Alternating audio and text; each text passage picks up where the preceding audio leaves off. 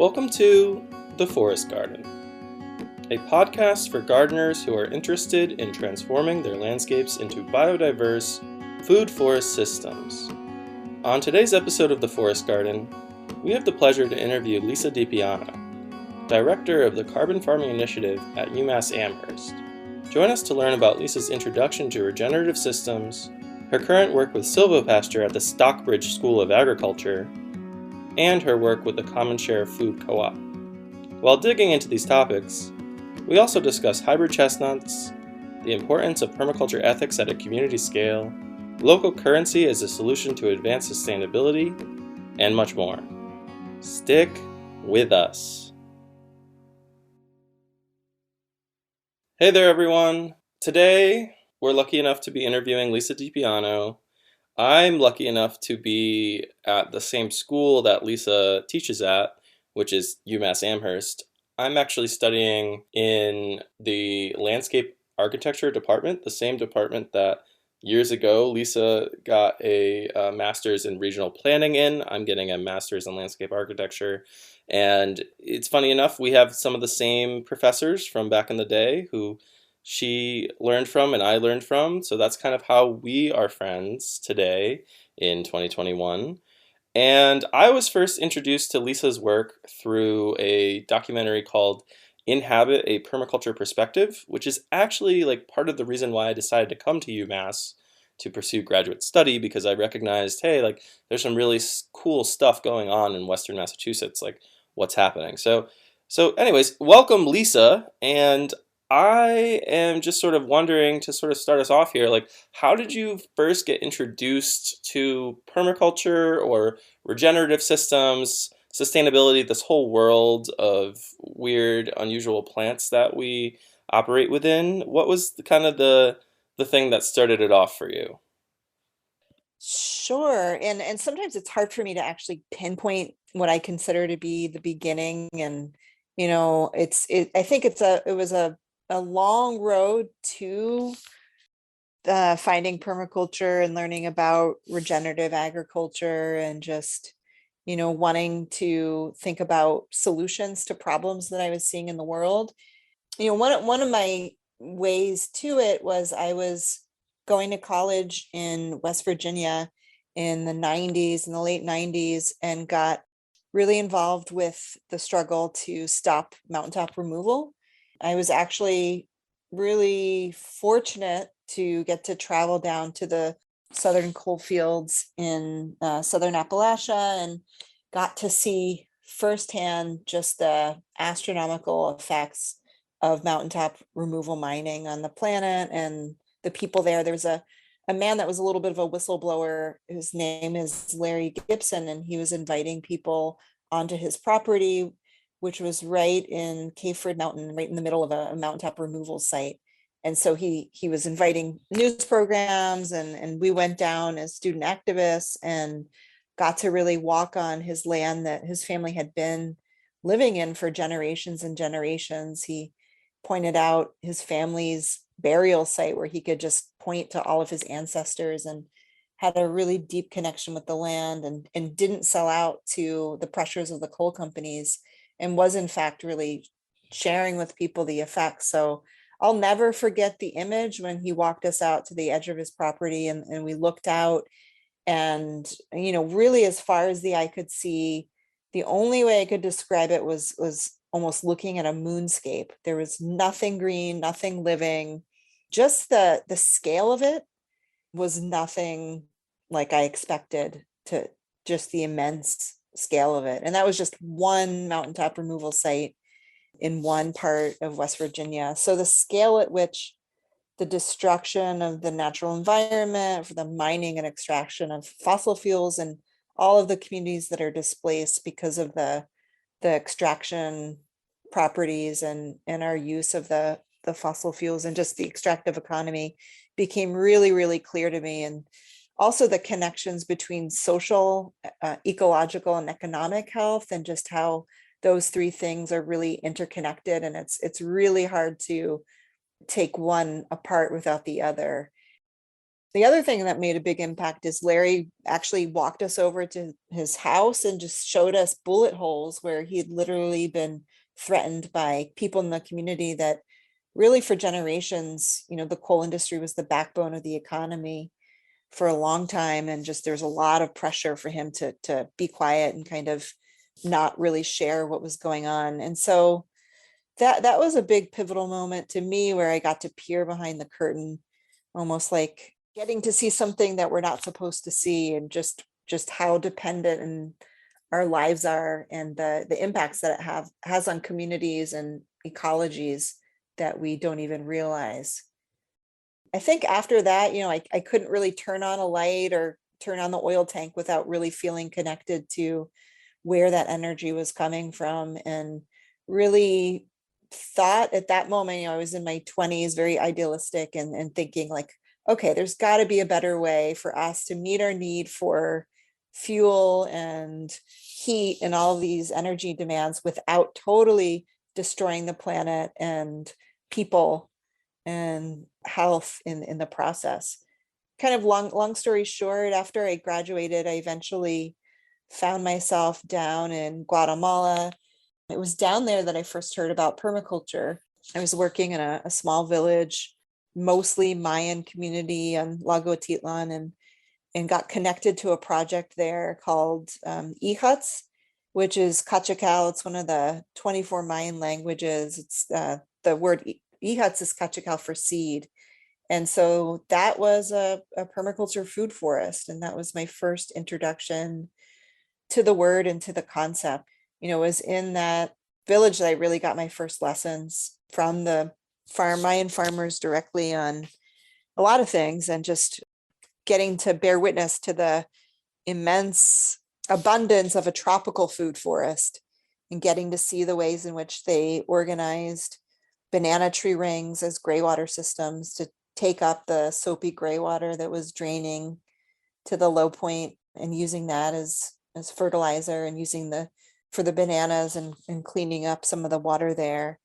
And so got introduced to a lot of great solutions and just something clicked in me when I saw that. I was like, wow, this is taking a lot of the problems that I was wrestling with in my time in West Virginia, and actually turning them into really visionary, really elegant and simple solutions to some of the biggest problems that we're facing. Yeah, that's quite the origin story. I feel like it takes some sort of event or something that someone witnesses to really galvanize them for sometimes their whole life towards a cause or towards a purpose or career. And so, do you feel like you've been able to continue on with permaculture and keep that a part of your mindset and thought process throughout your career thus far? I mean, looking at your CV, it seems like you've kept permaculture in your life, ever since the first PDC. And I guess my question is, I know when I first took my permaculture design course, I realized like, okay, this is important. I want to do something with this, but it took me a really long time to figure out what I was going to do with permaculture and where it was going to take me. Did you know, like right away after you started taking your first permaculture design course, like what you wanted to do with it, or was it like an evolution for a long time? It was definitely, I didn't even know there was such a thing as design courses when I was in Guatemala. It was, just learning by working alongside, and mainly getting schooled by just my inability to just the sheer amount of physical labor and stamina that the farm workers had down there. They would be running circles around me with wheelbarrows, and that was maybe one of the biggest lessons, was like, wow, just my own inability to even come close to how hard they really were working, and just the skill that they possessed, and deep knowledge. And yeah, I guess when I came back to the US, I started graduate school in regional planning at UMass. And when I was at grad school, I was studying city and regional planning, really thinking about redesigning cities to get off of fossil fuels. I was also a big bicycle advocate, and really interested in mixed use development, bringing back thriving downtowns, biking, and that kind of thing. When I was going to grad school, I saw a small flyer in the hallway, and that was for a weekend course that John O'Niger and his wife Kemper were teaching at the Sirius Eco Village. And for me, that was like, wait, permaculture is here too. I didn't realize it was a global movement. And so it was through taking that weekend course that I realized it was a larger design system and movement. I eventually did take a design course out in California with Starhawk and Penny Livingston. It was the Earth Activist training. It was a really great course for me because it combined just lessons in community organizing and activism, along with some of the design skills and techniques that permaculture offers. I was kind of in the trajectory around planning and community design. And then I just saw permaculture really fitting in nicely with that. So I was able to do a PDC as part of my graduate school. And at the time, at UMass, I was like, wow, this should be taught here. Why isn't UMass teaching classes in permaculture design? And so that was kind of an early seed. Little did I know that like 20 years later, I'd be back teaching those courses. Wow. That's ultimately what happened, through a long and kind of winding road. I eventually came back and am now teaching permaculture design certificate courses through the university. That's pretty inspiring. I wasn't really aware that many universities were offering courses like that. I really wish that I went to the University of Connecticut. I wish that they had that back in, let's see, what would have been in 2007, 2008. That would have definitely saved me some time. One of the things, and we could tie this into sort of your journey along the way and sort of where along the way that you tied into this world. But one of the things I wanted to talk about was the Carbon Farming Initiative. And so were you always aware of the climate change impact of regenerative agriculture or permaculture, or what you were working in and studying in, or did that come later? And if so, what was the impetus of or a light bulb moment of discovering how the way we grow food actually can affect the climate? I think the frame of climate change, for me, using that frame as a newer frame. Before that, I think a lot of the focus on people in this movement was around the idea of peak oil in the early 2000s. That was like what everybody was talking about. And they're like, okay, oil's getting more expensive to extract. Our whole economy runs on oil. Our whole heating and food and everything, all of our systems run off of cheap fossil fuels. So it was less about climate change, even though that was in the radar. I don't think it was as acute as it is right now. And what I like about permaculture is it's just, like a tree, it's doing so many things at once. So not only is it, by growing our own things like food forests and using perennial tree crops to sequester carbon out of the atmosphere, we're also doing things like cleaning the air and improving air quality. We're also connecting people to perhaps their ancestry. We're also connecting people back to the way that indigenous people have grown food here for millennia. We're also improving soil and helping soil not erode. And so it's that kind of multiple functions that really bring the kind of the magic of permaculture out to me. So I think that the carbon frame is a new frame, and mostly for me, just because it's a frame that needs to be uplifted right now, especially in this window where we can, have some time to reverse the effects of fossil fuel burning and climate change. So it's been a more relevant frame for me more recently. I really only became aware of the carbon sequestration aspect of regenerative agriculture or agroforestry probably 2016, 2015. And in the grand scheme of things, it's something we should have been talking about decades, or not centuries ago. So I'm glad it's part of the discussion now, and I'm glad there are projects like like yours well underway. Can you talk a little bit about the Carbon Farming Initiative, and if it's helpful to define silvopasture as part of that? That might be a good place to start. I think our audience is more some people are familiar with agroforestry and silvopasture, but others are more familiar with the backyard forest garden approach only. So let's see, Carbon Farming Initiative, I started with a group of students back in 2017, and it was actually a former forest garden that was on the Ag Learning Center. And the Ag Learning Center is a 40-acre piece of ag land that's connected to the University of Massachusetts and the Stockbridge School of Agriculture. That's really a laboratory and research space, as well as a site of the student farm, a state apiary, organic apple orchards and grapes. It's a really great place where students get to get hands-on opportunities to learn about all these different ways of growing food, and professors get to engage in kind of grounded research. And so we have a 2-acre plot of land there where we're doing silvopasture, which is the intentional integration of tree crops with animals. And so we are growing hybrid Chinese chestnuts, grazing Dorset sheep in the alleyways in between the chestnuts.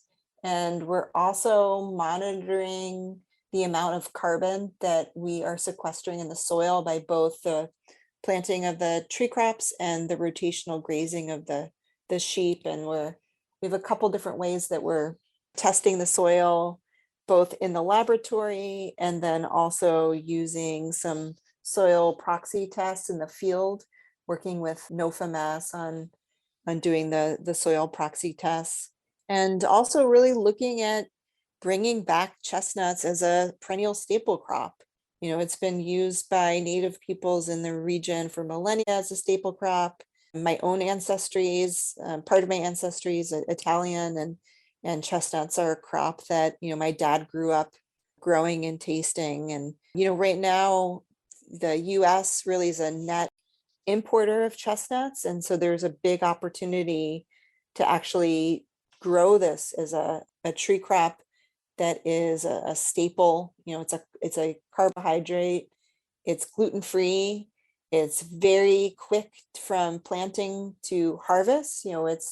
We've got fruit off of our trees in as little as 4 years after planting. In terms of nuts, very relatively easy to actually harvest the nuts and cure and use. So there's several other projects in the area that are growing chestnuts, and we're all looking into kind of creating this cooperative infrastructure for sharing knowledge and also for the processing and marketing of the nuts. Yeah, I agree. I think chestnuts are delicious, and I'm surprised that they're not more popular than they are. I think a lot of people just see them as a seasonal treat for Christmas, if at all. And some people don't even, never even tried them and don't even know what they are. Ben and I recently just went to a 1931 planting of American chestnuts and chestnut hybrids at Sleeping Giant in Hamden, Connecticut. And if you haven't been, Lisa, you absolutely have to go. It's like this epic, it's like this, 100-year-old epic food forest where some of the original cultivars of really popular, really sought after chestnuts are. Like Lockwood is one of the cultivars that we checked out, and also the Sleeping Giant cultivar itself. Yeah, we actually have Sleeping Giant. We've got some of the Sleeping Giants at the ALC. Oh wow. And they're 100-year-old trees? Yeah. Still producing? Oh yeah. And Wow. we checked out we took a picture next to the Sleeping Giant mother tree, and it's crazy because there's like documentation on all of this too, and they know the parentage of it, like they know who the father is and everything. It's just mind-blowing. But yeah, you should come down sometime and I'll give you a little tour. I now know the place. All in Hamden, Connecticut. All in Hamden, Connecticut. Who knew that there was just such an epic repository? Buzz Ferber goes down there quite a bit to collect material, but I think he's more interested in like the the heart nuts and some of the other Mhm. like, chestnuts at this point. He's like, I already got all the chestnuts. So I'll just, get some of the more rare stuff. But anyway, sorry to distract from Ben, I'm sure you had a question. I just wanted to bring that up. No, I mean, I think all three of us could probably talk about chestnuts and tree crops for a long time. I guess I just wanted to ask a little bit more about the silvopasture research. And is there anything you could share as far as the carbon sequestration abilities of your silvopasture research plot, or is the research still underway? It's definitely still underway, and it definitely, it takes time to really see the effects of carbon. As we're learning, we're about 5 years in, and we're doing the tests every 2 years to really see, waiting that long to see if there's significant change. And then, measuring different depths of the soil. So getting the first 1 to 2 inches, but then also testing about foot down to see where the different layers of carbon are getting sequestered. And, in addition to the carbon soil testing, we also, like you all were talking about, looking into some of the different seedlings that we've got of the chestnuts, and which are some of the more promising seedlings, and monitoring their growth, monitoring the number and size of the nuts, monitoring different ways of actually growing the trees in terms of protection, especially when integrating in with grazing animals. And so really looking at, the best ways to set up systems like this. And I will say it's great in my experience to work with a dedicated animal grazer. And so I think that this partnership really works out, where there's someone that's running the animals through, and that's what they're focusing on. We're able to bring income in right away with the sale of the lamb. We just started, my colleague Nikki Burton just started a meat CSA that's run out of UMass. So the first pickup is actually this winter.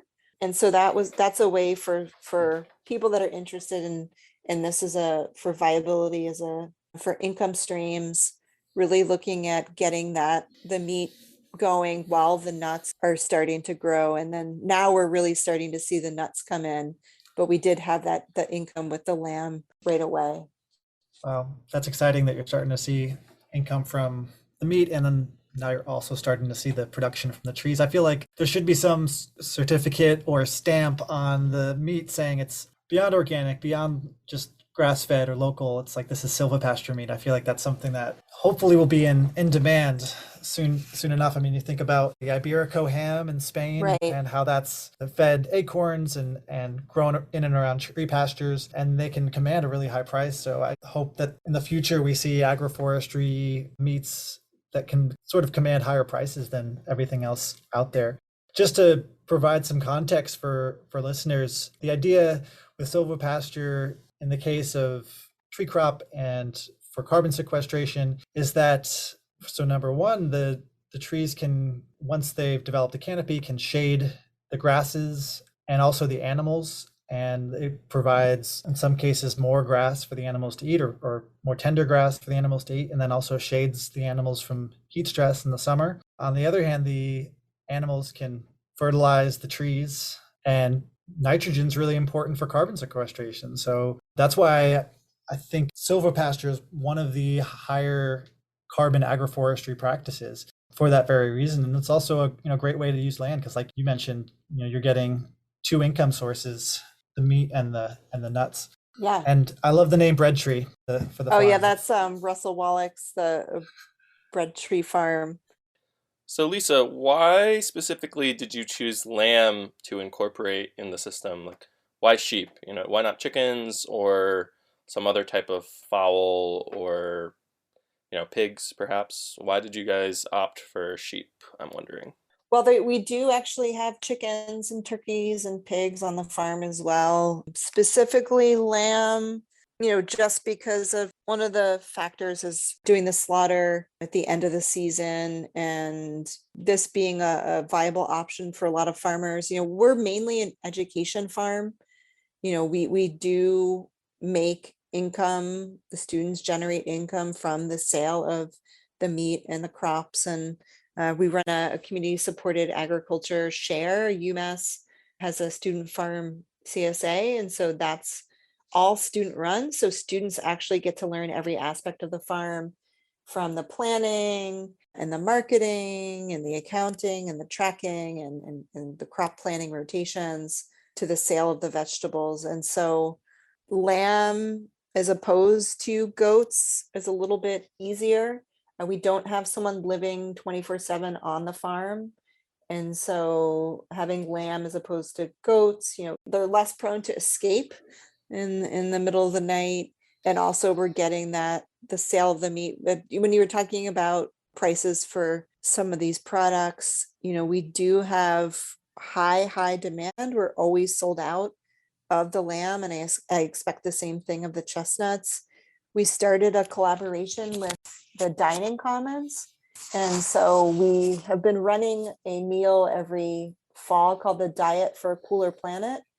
And so this I've been doing with a colleague of mine, Dan Bensonoff. We're really doing a lot of education work around this idea of carbon farming and people getting to choose foods and making some dietary choices and the impact that has on the planet and on cooling the planet, mitigating climate change.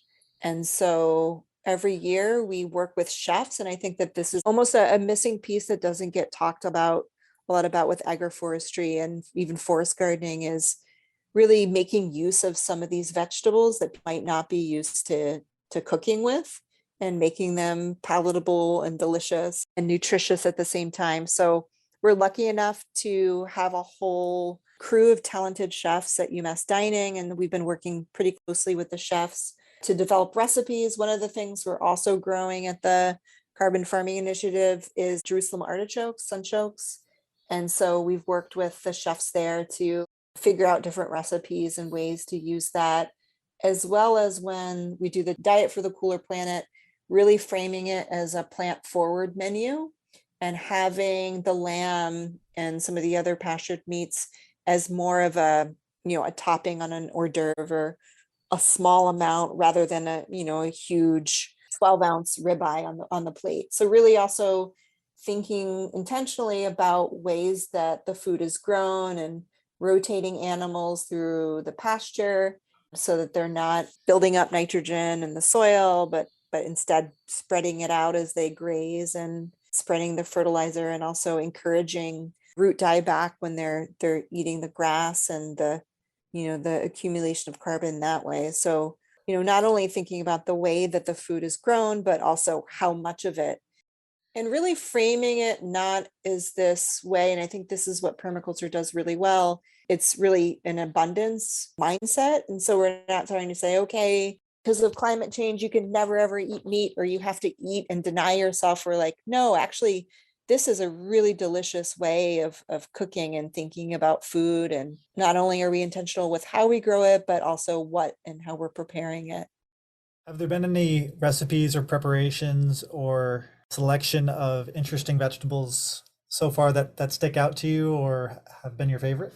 I definitely think, using chestnuts, mixed in with different stir fries, also with lamb as well, is a really interesting way to prepare it. Like you said, we've been used to eating chestnuts roasted around the holiday season, but haven't really eaten it as cut up and prepared in a rice dish. And so I think the Jerusalem artichoke, having it as an hors d'oeuvre and having it thinly sliced. Also thinking about mass production when we're thinking about going beyond just the family dinner table. How are these products getting prepared in mass and served in places like dining commons or restaurants, and thinking about a little bit of mechanization with the Jerusalem artichoke and being able to throw that through a food processor and slice it up in a way that is quick to cook and serve. Other vegetables that I think are, as my friend Eric would say, ready for prime time. Sea kale is really one of my favorite perennial vegetables, and I could see that being served. I'm not sure why people aren't growing it more and using it in restaurants. I can see that crop becoming a favorite for local foodies. I think once people are educated on, or maybe even just try these foods for the first time, or prepared in a new way, might help them sort of become more amenable to growing them or seeing them at a farmer's market and buying them. I think for people who do grow, once they realize how some of these tree crops or perennial vegetables, yes, they require additional establishment time, but once they are established, I feel like there's a learning curve in the beginning, but the payoff can be, in the case of sea kale or chestnut trees, especially, I mean, very long-term production with fairly minimal inputs. Seeing the chestnuts at the research center in Missouri produce just like, heavy crops on years where it was fairly dry. Maybe there was a little bit of irrigation, doesn't normally need irrigation, but with fairly minimal input, just very heavy crops of calorie dense, highly nutritious food. And I compare that to the model that we have right now for conventional annual crops. And of course, we do need, some annual crops for certain purposes. And, that does warrant their inputs, but seeing the ROI on something like growing chestnuts or growing sea kale, to me, it's a no-brainer. We should be doing a lot more of it. Oh, definitely. I took my forest gardening class out to a farm in Amherst, Sunset Farm. He's growing, has more American chestnut in the trees, but he's growing a variety that he's been growing for about 40 years. He planted, dozens and dozens of them 40 years ago. And now he's got about 6 trees that he's mainly harvesting off of. And so I took my class down there and, we spent the whole 2 hours knocking chestnuts off the tree, picking up chestnuts off the ground. There was probably 26 of us doing that for a full 2 hours, and still many nuts on the trees. And so he's got it as, it's a pick your own crop. It's a pick your own for a lower amount per pound, or you can buy pre-picked and husked chestnuts. And so like you're saying, yeah, he planted them 40 years ago, minimal maintenance. I think he does 1 treatment of fertilizer in the spring, and that's it. Still producing 2,000 pounds a year he's getting off of these few trees. Wow. And that's his cash crop for the whole farm. Well, I hope no one got hit with one of those spiky hulls that day. We definitely wore hats. Oh, you did? Yeah. Okay, great. Yeah, because that's one way people can get turned off from chestnuts. If it can definitely draw blood if it hits the wrong spot. Oh, definitely. Spiky balls of doom. So Lisa, why don't you tell us a little bit about the Amherst Common Share Food Co-op? Yeah, so it's like they say in permaculture, it's all connected, and yeah, that's a project that I'm really excited about, is bringing to Amherst a worker and consumer owned cooperative. And if we're thinking about creating change in the world, and if we're thinking about the magnitude of change that needs to happen, if we're concerned about a resilient food system or concerned about resiliency in terms of, living in the era of climate change, one of the things we really need to have is community owned everything, right? We can't depend on privately owned for-profit entities that are frankly ruining a lot of the things on the planet right now, and just this endless growth model of capitalism. And so one of the things I've been excited about and been working in is the co-op movement. And so I see this fitting in nicely with forest gardeners, fitting in nicely with agroforesters, as a place that, statistically has been shown, and this has been research that was done by the UN, done by Yes Magazine, of co-ops really sourcing from local growers, local producers, more so than conventional grocery stores. And so buying food from local growers, but also recirculating that money in the local economy. So, if people buy chestnuts from Bread Tree Farms, that money also gets pumped back into the economy by, perhaps buying another farmer's sea kale, and that sea kale gets put into some chestnut loaves that were baked at the local bakery, and so on and so forth. And then the co-op really is that central hub of distribution and also a place for community space for people to come together. And so the market is, we've got about 800 member owners of the co-op right now, and we're starting a campaign with a UMASS class in the spring to get the final 200 members that we need to get to 1,000 members to really secure a site and start a capital campaign to open the store. There's a lot more co-ops that are going into the worker owned model. And so, most people are familiar with a consumer owned co-op where you pay $100 or $150 and you're a voting member of the co-op and you get special discounts and all that. Well, this also will be owned by the workers in addition to consumers. And so I really see that as a transformational model of employment that really changes the way we think about jobs and bosses, and really kind of leans in, if we're getting more into the philosophy of forest gardening and thinking about things like mutual aid and symbiosis. Worker co-ops really demonstrate that in an economic sense and in ways that people can actually work synergistically instead of hierarchically, and is a really interesting way to explore some of the transformational ways of cooperating and living together and doing this through a cooperative owned business. So that's a project that's underway that I could see being a big boost to the local food economy. Yeah, I love what you were saying about specifically about taking the, what we consider to be currency and just exchanging it only through local hands. I recently saw this documentary called Tomorrow, which is a French documentary, and in it they talk about like local currencies and this movement of local currencies, where it was, about this idea of advancing global sustainability by doing, exactly that, just to make sure that all the money was only changing hands amongst the people that it really mattered in this community. And they did that through creating like the Bristol pound, which was just a made up printed currency that they exchanged and eventually turned into a real thing. Have you heard of this, the local currency? Yeah, we actually have in Great Barrington, there's the Berkshire Wow. buck. And actually Amherst back in the day used to have its own local currency Oh my that goodness. would be accepted by the local cafes. And some of that is coming back. And actually it's in the form of like a credit card instead of actually paper money.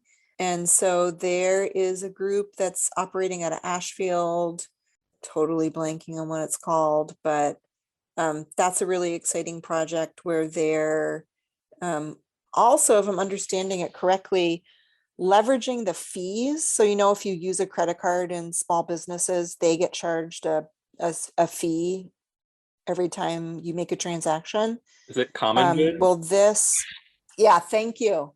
Thank you. Did you just look that up or? Yes, I did. I just Googled it. But Okay, yeah. cool. Yeah. Good? Yeah. Common good. And so Common Good is now being accepted in Amherst. Simple Gifts is using it.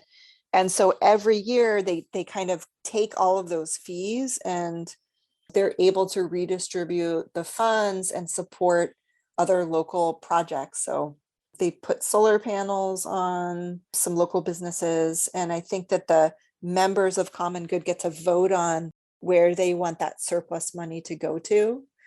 So it's really, I think, that a necessary next step in thinking about economics, if we're really interested in combating climate change and really rethinking the way that our whole society works. Agreed. Yeah, I appreciate the sort of holistic view you take, and it's not just about, getting the plants ready to go and getting them in the ground. It's about getting the communities together, the economical or economic ecosystems, if that's a phrase, together to understand how we can actually truly make a sustainable or regenerative change that we want to see. Because I think if we have tunnel vision and just focus on one of those areas, it's likely to fail. But if we sort of pull from many different disciplines and different aspects, that's the highest likelihood of success. And that's what permaculture teaches. And I'm glad that I have that foundation and you have that foundation as well, because I think it teaches us that you sort of need to have multiple components in place to get where you need to go. So thank you for all the great work you're doing in the world. Thank you, Ben and Michael.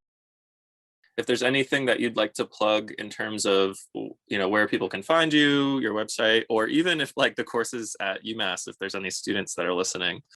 I mean, I think if people want to get hands-on experience in permaculture design and earn a bachelor's of science coming to UMass and studying with us at the Stockbridge School of Agriculture with the Sustainable Food and Farming program is a really excellent way where you can earn a college degree and get your hands dirty and really learn the stuff, not just in the classroom, but actually out in the field and learn from established sites. We've got over 10-year-old forest garden, several of them, as well as integrated animals in with tree crops, as well as, vineyards and apple orchards and state apiaries. So come study with us at the Stockbridge School at UMass. You can find out more about my work, some of my writing, and some of my other media materials at lisamarie.depiano.com. And if you're interested in finding out more about the Common Share Food Co-op or becoming a member and helping us get that much closer to opening the store, you can go to commonsharefood.coop. Awesome. Thank you so much for joining us, Lisa. This was such an awesome conversation. Thank you, Michael. Thanks, Ben.